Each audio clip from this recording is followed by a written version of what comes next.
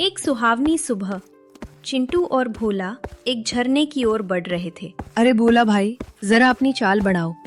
अगर हम जल्दी नहीं पहुँचे तो झरने के पास वाली ताज़ा दूब कोई और चट कर जाएगा। शांति चिंटू, शांति। मेरी लंबी टांगे तुम्हारी तरह इंजन नहीं है, और वैसे भी इतनी हरियाली में भागने की जरूरत ही क्या है। बस थोड़ा सुस्ताने दो। तभी झाड़ियों के पीछे से दो अद्भुत सुंदर लड़कियां निकली।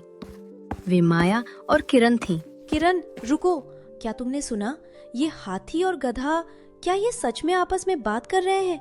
मैंने आज तक इतने साफ शब्द किसी जानवर के मुंह से नहीं सुने। हाँ माया, ये तो बिल्कुल इंसानों की तरह बहस कर रहे हैं। देखो तो सही, ये गधा कितने मजे से हंस रहा है। इनके पास कोई साधारण शक्ति नहीं है। ओह भोला भाई, देखो ये दो पैरों वाले जीव कितने चमक रहे हैं। क्या ये हमें पकड़ने आए हैं? मेरी सूंड तो डर के मारे कांप रही है। डर मत चिंटू, मैं हूं ना। पर सच कहूं तो इनकी खुशबू फूलों जैसी है, शिकारियों जैसी नहीं। ए भाई, ओ सुंदर लड़कियों, तुम लोग यहाँ क्या कर रही हो? घबराओ मत छोटे दोस्तों, हम यहाँ की जादुई सहेलियां हैं। मैं माया हूँ और ये किरण। हमें नहीं पता था कि इस जंगल में इतने काबिल और बातूनी जानवर भी रहते हैं। चलो, आज से हम सब दोस्त हैं। तुम लोग हमें अपने जादुई ठिकाने दिखाओ और हम तुम्हें अपनी शक्तियों से आसमान की सैर कराएंगे। अब हमारे पास दो जादुई दीदियां भी है। चलो बोला, अब हमें जंगल में किसी से डरने की जरूरत नहीं। बिल्कुल, और शायद ये अपनी शक्ति से मेरी घास को थोड़ा और मीठा बना दे। चलिए देवियों, नीलगिरी के सबसे सुंदर सफर पर। नीलगिरी जंगल की सुनहरी दोपहर अब धीरे धीरे ढल रही थी। चिंटू, भोला, माया और किरण अब एक दूसरे के साथ इतने घुल मिल रहे थे जैसे सालों पुराने दोस्त हों। चलते चलते वे जंगल के एक ऐसे हिस्से में पहुंचे जहां पेड़ बहुत ऊंचे थे और हवा में एक अजीब सी ठंडक थी। रास्ते में एक बहुत बड़ा पत्थर गिरा हुआ था जिसने रास्ता रोक रखा था। चिंटू ने अपनी सूंड से उसे धकेलने की कोशिश की, लेकिन वो हिला तक नहीं। ये भोला भाई, जरा धक्का तो लगाओ। ये पत्थर तो पहाड़ का टुकड़ा लगता है। मेरी सारी ताकत खत्म हो रही है, पर ये टस से मस नहीं हो रहा। चिंटू रुको, हर चीज ताकत से नहीं, कभी कभी जादू से भी हल होती है। जरा पीछे हटो और देखो। माया ने अपनी नीली छड़ी हवा में घुमाई और कुछ बुदबुदाया। छड़ी से एक चमकदार रोशनी निकली और पत्थर रुई की तरह हवा में तैरने लगा। अरे बाप रे! माया दीदी, आपने तो कमाल कर दिया। काश मेरी लात में भी ऐसा जादू होता तो मैं शेर को हवा में फुटबॉल बना देता। जैसे ही रास्ता साफ हुआ, वे एक सुंदर गुफा के सामने पहुंचे जहां से मीठी खुशबू आ रही थी। किरण ने अपना जादुई पत्थर निकाला और उसे गुफा की दीवार पर छुआया। अचानक गुफा के अंदर हजारों जुगनू चमकने लगे। चिंटू, भोला, अंदर आओ। ये हमारी नूर गुफा है। यहाँ हम अपनी शक्तियाँ जगाते हैं। तुम दोनों को भूख लगी होगी, है ना? भूख पेट में तो चूहे दौड़ रहे हैं, पर यहाँ खाने को क्या मिलेगा? यहाँ तो बस पत्थर और चमकती दीवारें हैं। किरण ने हाथ हिलाया और जमीन पर अचानक ढेर सारे रसीले गन्ने और ताजा गाजरें प्रकट हो गईं। ये लो, ये जादुई बाग के गन्ने हैं। इन्हें खाने के बाद तुम कभी बीमार नहीं पड़ोगे और तुम्हारी आवाज और भी साफ हो जाएगी। जैसे ही वे चारों खाने का आनंद ले रहे थे, अचानक बाहर बिजली कड़की और आसमान काला पड़ गया। जंगल के परिंदे चिल्लाने लगे। चिंटू के बड़े कान फड़फड़ाने लगे। उसे किसी के आने की आहट मिली। रुको, कुछ गलत है। हवा की महक बदल गई है। ऐसा लग रहा है जैसे कोई काला साया हमारी तरफ बढ़ रहा है। भोला, क्या तुम्हें भी महसूस हो रहा है? चिंटू, मेरी पूंछ अपने आप हिल रही है। और ये कैसी गूंज है! ऐसा लग रहा है जैसे जमीन कांप रही हो। दीदी, क्या ये आपका कोई जादू है? नहीं भोला, ये मेरा जादू नहीं है। ये काला धुआं है जो जंगल की शांति छीनने आया है। किरण, हमें अपनी शक्तियों को जोड़ना होगा। खतरा बड़ा है। गुफा के मुहाने पर एक काली परछाई उभरी जिसकी आंखें लाल अंगारे की तरह दहक रही थी। वो एक मायावी भेड़िया था जो जादुई लड़कियों की शक्तियां छीनना चाहता था। तो यहाँ छिपी हो तुम दोनों, और साथ में ये दो मामूली जानवर। आज नीलगिरी पर मेरा राज होगा। मामूली समझने की गलती मत करना। चिंटू और भोला हमारे दोस्त हैं और हम सब मिलकर तुम्हें इस जंगल से बाहर खदेड़ देंगे। चिंटू ने अपना पैर जमीन पर पटका और भोला ने पीछे से अपनी दुलत्ती तैयार कर ली। अब ये सिर्फ एक मुलाकात नहीं, बल्कि जंगल को बचाने की लड़ाई बन गई थी। क्रूर भेड़िए ने अपनी लाल आंखों से माया की ओर देखा और झपट्टा मारने ही वाला था कि चिंटू ने अपनी भारी आवाज में उसे ललकारा। ए काली परछाई, अपनी गंदी नजरें हमारी दीदियों से हटा ले। जब तक ये छोटी सी सूंड और ये भारी पैर यहाँ हैं, तू एक कदम भी आगे नहीं बढ़ पाएगा। एक अदना सा हाथ ही मुझे रोकेगा। तू बस एक निवाला है मेरे लिए। हट जा रास्ते से, वरना इस गुफा में तेरी हड्डियां मिलेंगी। चिंटू ने हार नहीं मानी। उसने अपनी सूंड में गुफा के पास पड़ा ढेर सारा जादुई पानी भरा और पूरी ताकत से भेड़िए के मुंह पर दे मारा।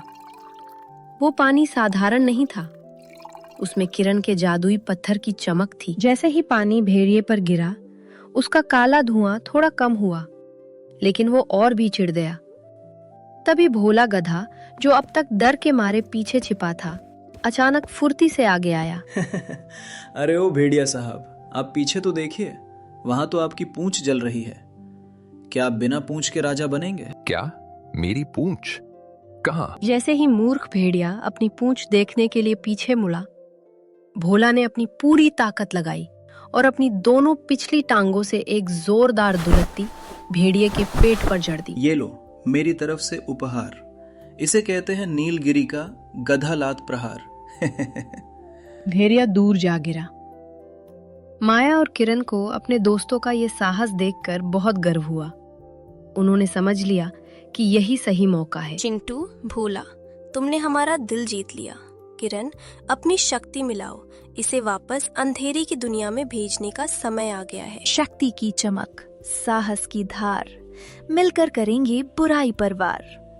चिंटू, अपनी चिंगार लगाओ। चिंटू ने अपनी सूंड आसमान की तरफ उठाई और इतनी जोर से चिंगार लगाई कि पूरा जंगल गूंज उठा। उस आवाज के साथ माया की नीली रोशनी और किरण की सुनहरी चमक मिल गई। एक विशाल प्रकाश का गोला निकला और क्रूर भेड़िए को दूर जंगल के पार फेंक दिया। काला धुआं छट गया और सूरज की बची कुची किरणें फिर से गुफा पर पड़ने लगी। चारों दोस्त हाँफ रहे थे, लेकिन उनके चेहरे पर मुस्कान थी। चिंटू, तुम तो बहुत बहादुर निकले। तुमने अपनी जान की परवाह किए बिना हमें बचाया। और भोला, तुम्हारी उस दुलत्ती ने तो कमाल ही कर दिया। वाकई तुम जैसा दोस्त मिलना मुश्किल है। दीदी, आखिर मैं किसका दोस्त हूँ? और वैसे भी उस भेड़िए को थोड़ा सबक सिखाना जरूरी था। पर चिंटू, क्या अब हमें वो जादुई गन्ने दोबारा मिल सकते हैं? मेरी तो सारी कैलोरी खत्म हो गई। बोला भाई, तुम कभी नहीं सुधरोगे। क्रूर भेड़िए की हार के बाद जंगल में शांति तो लौट आई थी, लेकिन हवा में अभी भी एक अजीब सी भारीपन थी। चिंटू हाथी और भोला गधा गुफा के बाहर घास पर लेटे हुए थे, जबकि माया और किरण अपनी जादुई किताबों में कुछ ढूंढ रही थी। तभी झाड़ियों में जोर से हलचल हुई।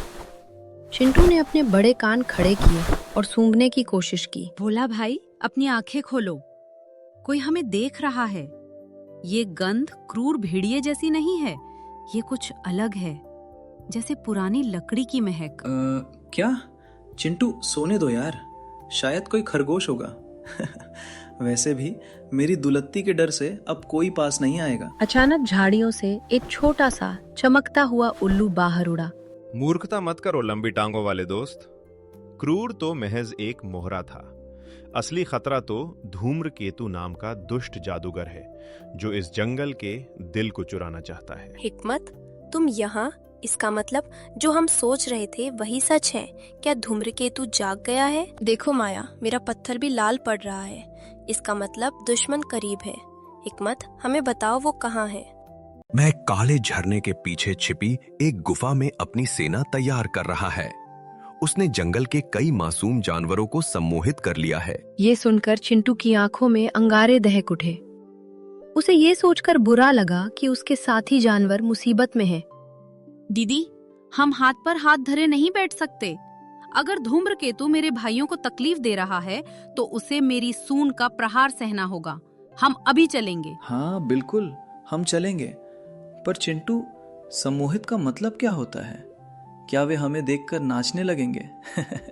अगर ऐसा है तो मैं भी अपना डांस दिखा दूंगा। मूर्ख गधे, सम्मोहित होने का मतलब है कि वे अपनी सोच खो चुके हैं।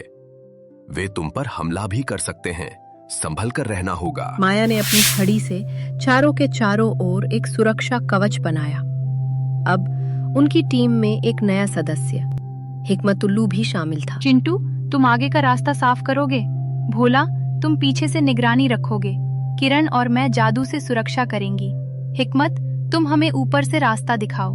डरना नहीं दोस्तों, हमारी एकता ही हमारी सबसे बड़ी शक्ति है। चलो नीलगिरी को बचाने का मिशन शुरू करते हैं। पांचों दोस्त अब काले झरने की ओर बढ़ रहे थे। आसमान में बादल फिर से घिरने लगे थे और दूर से किसी के जोर जोर से हंसने की डरावनी आवाज आ रही थी। अचानक सामने से कुछ जाना पहचाना सा दिखा। वो जंगल का सबसे प्यारा हिरन सोना और एक मजबूत भालू बबलू थे, लेकिन उनकी आंखें सफेद हो चुकी थी और वे बिना पलक झपकाए चिंटू की ओर बढ़ रहे थे। सोना, बबलू भाई, देखो मैं हूँ तुम्हारा दोस्त चिंटू। तुम लोग ऐसे क्यों देख रहे हो? क्या तुम मुझे पहचान नहीं पा रहे? रास्ते से हट जाओ, आदेश का पालन करो, घुसपैठियों को खत्म करो। बबलू भालू ने अपना भारी पंजा हवा में उठाया और चिंटू पर हमला करने के लिए झपटा। चिंटू पीछे हट गया। उसकी आंखों में आंसू थे। वो अपने दोस्तों पर वार नहीं करना चाहता था। माया ने तुरंत अपनी छड़ी घुमाई और एक सुनहरी ढाल बनाई, जिससे भालू का पंजा टकरा कर रुक गया। चिंटू, ये अब तुम्हारे दोस्त नहीं रहे। धूम्रकेतु ने इनके दिमाग पर कब्जा कर लिया है। हमें इन्हें चोट पहुंचाए बिना रोकना होगा। तभी सोना हिरन ने भोला की तरफ छलांग लगाई। अरे भाई, ये सोना हिरन तो हमेशा मुझे घास खिलाती थी। अब ये मुझे सींग मारने के लिए क्यों दौड़ रही है? ओ सोने, रुको, मैं तुम्हारा भोला हूँ। भागो चिंटू, ये तो पागल हो गए हैं। भोला अपनी जान बचाकर एक पेड़ के पीछे छिप गया। उसकी टांगें कांप रही थीं। ऊपर उड़ रहे हिकमतुल्लू ने देखा कि इन सम्मोहित जानवरों के गले में एक काला ताबीज चमक रहा था। माया, किरण, इनके गले देखो। वो ताबीज ही इस जादू की जड़ है। उसे तोड़ना होगा, तभी ये आजाद होंगे। माया, तुम इन्हें अपनी शक्ति से रोको। मैं और चिंटू ताबीज पर निशाना लगाएंगे। चिंटू, क्या तुम अपनी सूंड से सटीक निशाना लगा सकते हो? चिंटू ने अपने आंसू पोंछे। उसे समझ आ गया कि दोस्तों को बचाने के लिए उसे लड़ना ही होगा। उसने जमीन से कुछ छोटे छोटे पत्थर अपनी सूंड में भरे। दीदी, मैं तैयार हूँ। माफी चाहता हूँ दोस्तों, पर ये तुम्हारी भलाई के लिए है। चिंटू ने हवा के दबाव के साथ पत्थर फेंके। पहला पत्थर सीधे भालू के गले के ताबीज पर लगा। कड़क। ताबीज टूटते ही काला धुआं निकला और भालू बेहोश होकर गिर पड़ा। फिर उसने दूसरा निशाना सोना हिरन के ताबीज पर लगाया।